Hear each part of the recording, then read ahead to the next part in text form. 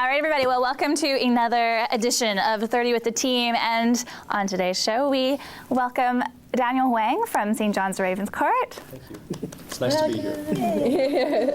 My name is Daniel, and I'm 17, and I just came back from Lithuania for the World Public Speaking Debate Championships. It was 120 people, 100 something around there, and each country gets to send around a dozen people. So there were people from Botswana and people from South Africa. Public speaking has been a sort of lifelong hobby, it's passion maybe. And yeah, I'm just really interested in that kind of public speaking, debating, logic. It's that sense that you're convincing someone that's really interesting. All right, so now that we've had a quick introduction, we're going to get right into our first topic, which is that we had a little reminder over the weekend that you cannot walk more than 2 abreast. Does everybody get the message? And Jess, you saw it kind of explode on Twitter. Yeah, it was kind of a reminder that there's 2 sides to every story. It was on Facebook, and I had seen a couple people post about it, so I clicked on the link, and it was an article. Originally, a guy was outraged because he was ticketed for walking side by side with someone, and of course, people were super upset about this. It was like, how dare you? Who knew that that was illegal? And but turns out.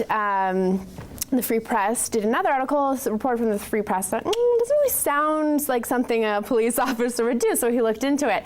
And his sources told him that originally the police officer had seen the gentleman with an open can of liquor. And which is a much pricier. Yes, and they made eye contact, and he knew, I can't speak for him, but he had to give him some sort of ticket. So actually, giving him the ticket for walking side by side was a much lesser offense. Right. Hundreds of dollars less. I think a ticket for consuming an open can of liquor is close to $700. And 113 for walking 2 abreast. Yeah, and you don't have to appear in court or anything. So it was actually the police officer doing this gentleman a really big favor. Is it more than 2 abreast? Like you can walk abreast of someone else, but you can't walk. Okay. It's 3. So it was 3 wide. That's too much. And no Red Rover. Not. And clearly, me and my girlfriends committed that crime all the time in Vegas because we would just like all walk 5 like this and take up the whole sidewalk. I think it's great that happened. I think it's obviously a weird thing to get charged with. But it's good the officer was nice enough to give, here's $113. You know what you did, but we'll just do this. And so you've learned your lesson. Like, that's a lot cheaper lesson than almost $700. I think it's crazy. I think it's interesting that there are a lot of laws that we don't necessarily know exist until they kind of come out of the woodwork. I mean, as a young person who, you probably haven't been hit with too many tickets, but Not yet. Have you had any experience with like friends getting ticketed on their bikes or anything like that? Not really, but I just on that point about I think it was definitely the nice thing to do for the police officer to give that lesser ticket. But I think the risk that you run, especially with the Twitter sort of backlash afterwards, is there's a risk that these sort of zany, stupid laws make the government seem kind of redundant or make it seem like it's just a bunch of red tape. So you sort of question, what is the government really doing and what are these policymakers doing? Like, if they have nothing better to do, why don't they just scrap these laws or something like that? Yeah. That's a really good question, because some of them are, Blair and I were reading them online yesterday, they're ridiculous, and some of them are just so widely ignored, but people, and I was trying to find an explanation, people just say like they don't have time to abolish them, so they just don't care. Yeah. But what are some of the good ones that you saw? Because I saw there was one in Saskatoon where women are allowed to catch fish with their bare hands. Really? I thought that was an important one.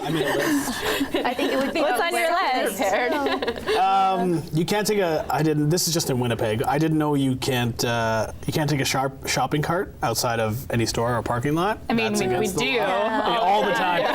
And that's the thing, is all these things people do, they're just never enforced, right? You actually can't, you're not allowed to write with chalk or anything on the sidewalk. That's against bylaws, which I think every child in the entire world has done.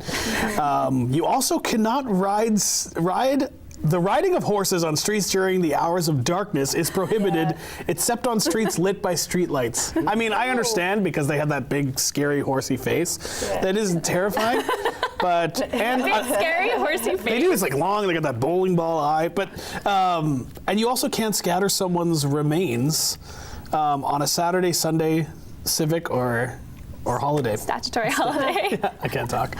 I read, Weird, like- I read that like in Canada it's a law. You need to give, when a prisoner's being released, you need to provide them with a shotgun and a horse so they can escape from town safely. It's still a law. Well, it's funny, Daniel, you were in Lithuania, so were there any kind of interesting, weird and wacky laws, or are you even like briefed on stuff like that when you travel abroad? We weren't necessarily briefed, but we were sort of interactions with Lithuanians there, and they say things are a lot more lax. They're a lot than Canada. It's a lot sort of less official. There's Right. a bit more sort of backroom dealings and stuff. So, yeah, it's different in that way. I think there's equal amounts of stupid zany laws. It's sort of like a historical flaw or something. It's kind of fun to have it part of our legal lexicon. I find it, there are some that I wish they would enforce more. I mean, for me, public urination, I live downtown, and spitting. Spitting is something that people do a lot of. I witnessed a pregnant woman with her stroller this morning on the way to work, just horking on the sidewalk. I'm like, ah. And you see, in some countries, that's the death penalty. Like in Singapore, if you're caught spitting, Really? death penalty. There's no, Yes. no gum. You can't No chew gum. gum Yeah, on gum is streets. illegal. That's Yeah. Singapore. Yeah. I like it. I like it. And even the two abreast, you know, I mean, if it takes a couple of tickets for people to just Three get out abreast. of the way. Yeah, but the did three. law says. Forget what I just said. How's the argument going? Wait, who's winning this debate? That was amazing. Up to that point, it was you. Yeah. 1 point, Blair. Yes. I completely lost my train of thought. It doesn't You matter. like that law.